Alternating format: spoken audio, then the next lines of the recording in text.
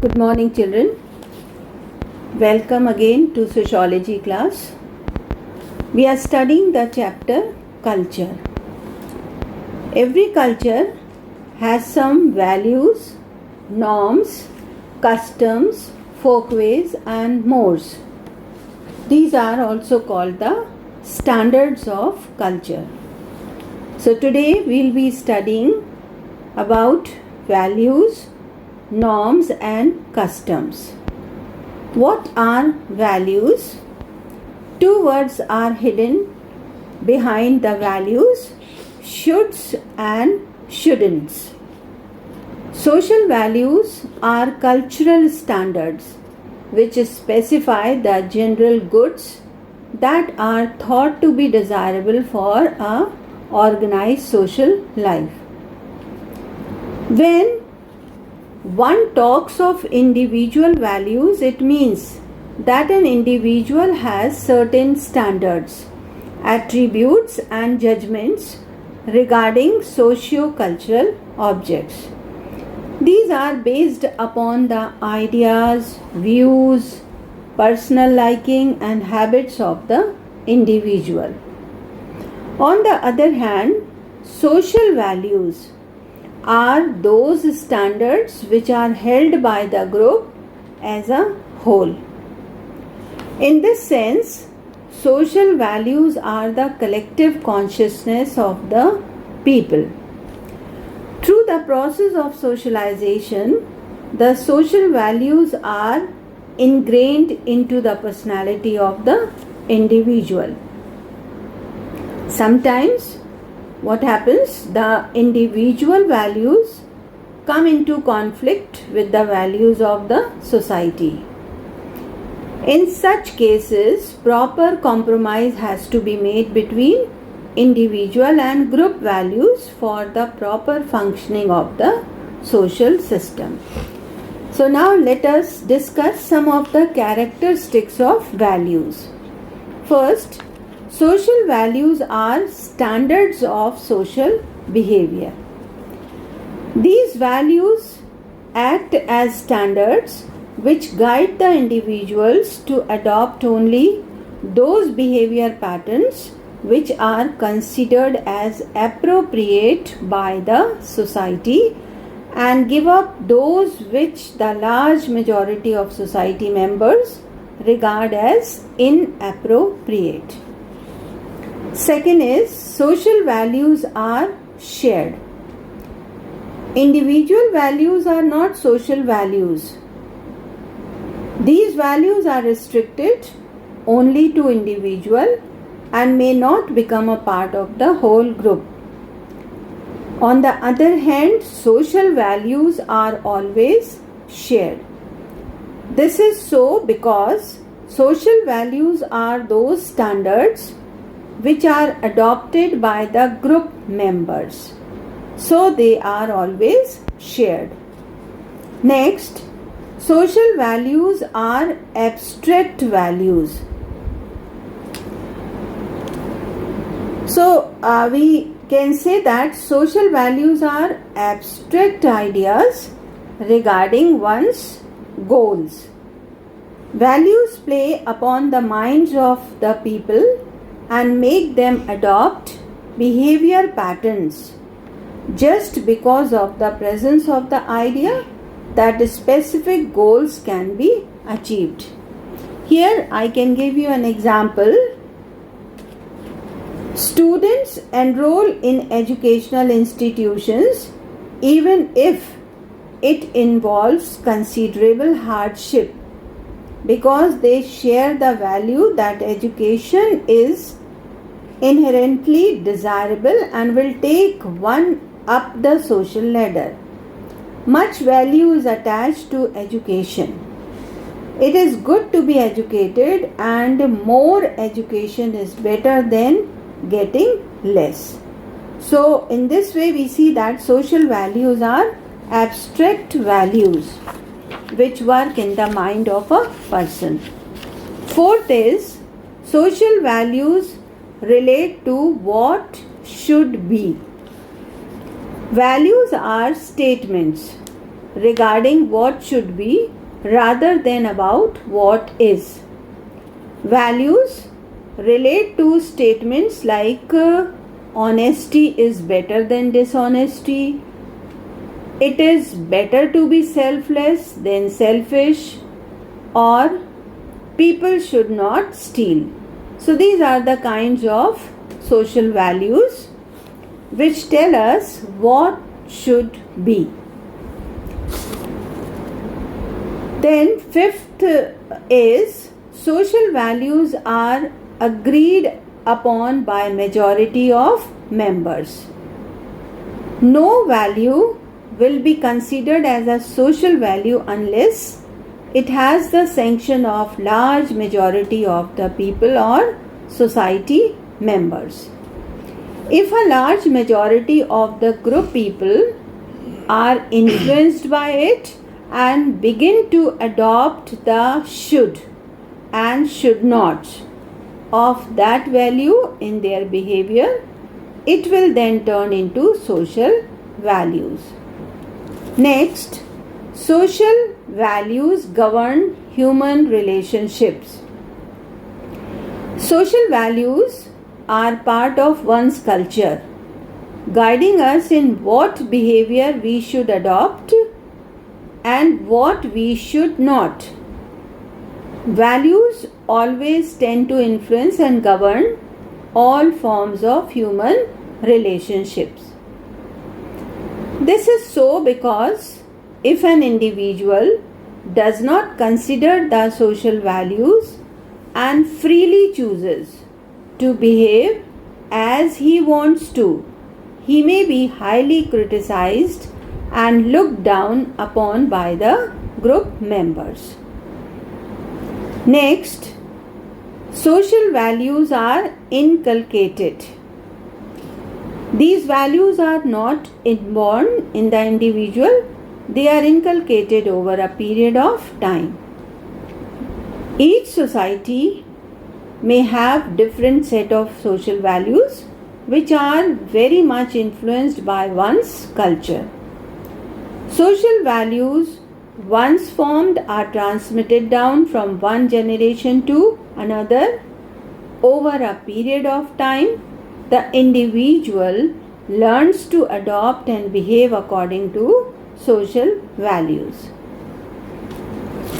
So all these are the characteristics of social values. Now our next standard of culture is norms. Norms means the specific rules which are followed in any society. Social values provide us with guidelines for behavior, whereas norms are specific rules. A norm defines rewards or punishments for various forms of behavior. If we follow the norms, we are rewarded. If not, then there are punishments. According to people's position in social relationships, these norms are observed. Norms specify social consequence for the person who is performing the action. Norms in proper usage means a standard of behavior. We can also say that norms are rules that govern individuals' conduct in social situations in which the individual participate. For example, in our school there are some students, there is a principal and there are some teachers. Each one has a different position and we have to follow all the norms which are attached to our position. If we follow, then we are rewarded. If not, then we are punished. Then, norms are rules in the game of life. They are group endorsed regulations and guidelines for everyday routine life, which becomes unconscious behavior as we grow older.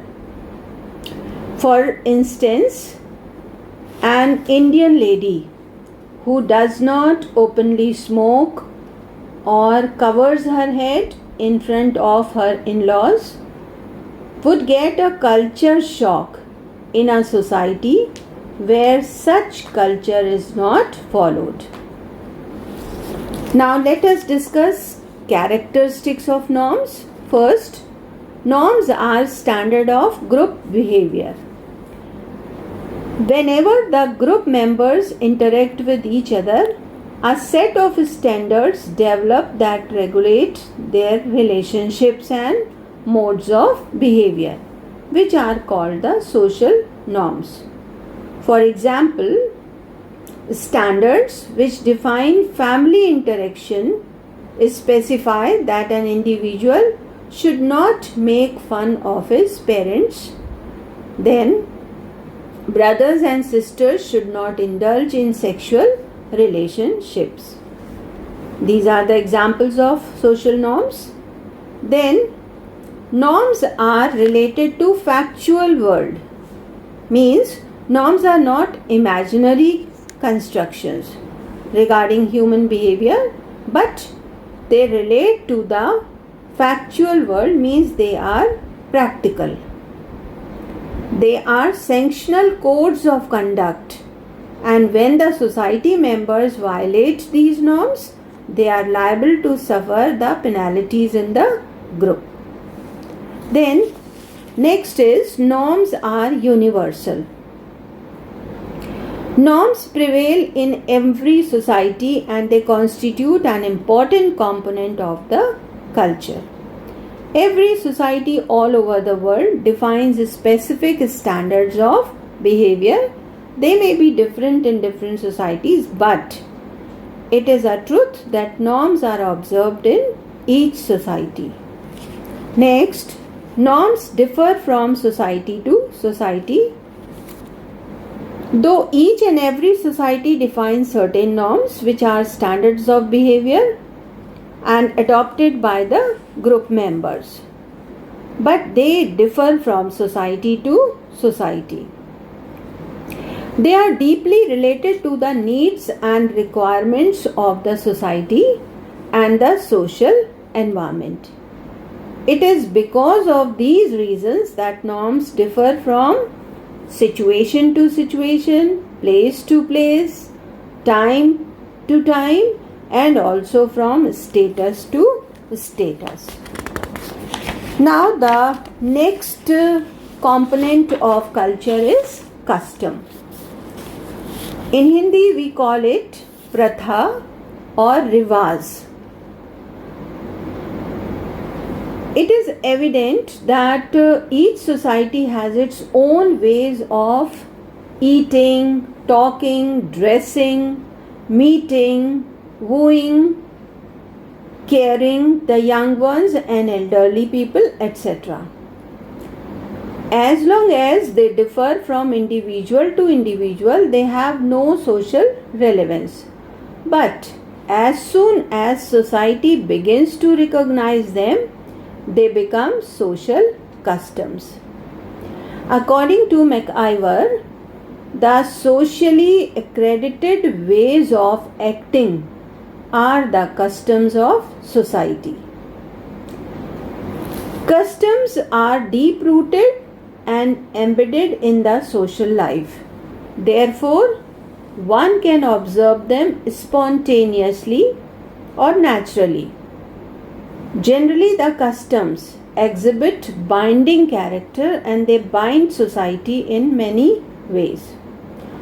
Ogburn says that customs are often followed with less deviation than are the laws or 10 commandments. Means customs are more stable. Let us discuss two of the definitions of custom. First, given by K. Davis, custom refers primarily to practices that have often been repeated by a multitude of generation practices. that tend to be followed simply because they have been followed in the past. Another definition by Anderson and Parker: the uniformly approved ways of acting. We follow the customs transmitted from generation to generation by tradition and usually made effective by social approval. So these are the behavior patterns which are regularly repeated and finally they become the customs. Now customs also have some characteristics. Let us discuss. First is, customs are socially accepted manners of behavior. Second, they are transferred from generation to generation. Third, their nature is permanent. They are stable because the society does not allow to change or modify them. Next, customs may be abolished if they prove to be unuseful or unimportant or opposed by a majority in the society. Next, customs bring about social disgrace if violated. Next, since the people violating customs are ridiculed and condemned, thus customs serve as a tool of social control. Next, customs speed up the process of socialization. Next, customs do not exist in written form. And lastly, it is almost impossible to have a society without customs. Now in the next video, children, we shall study about folkways and mores.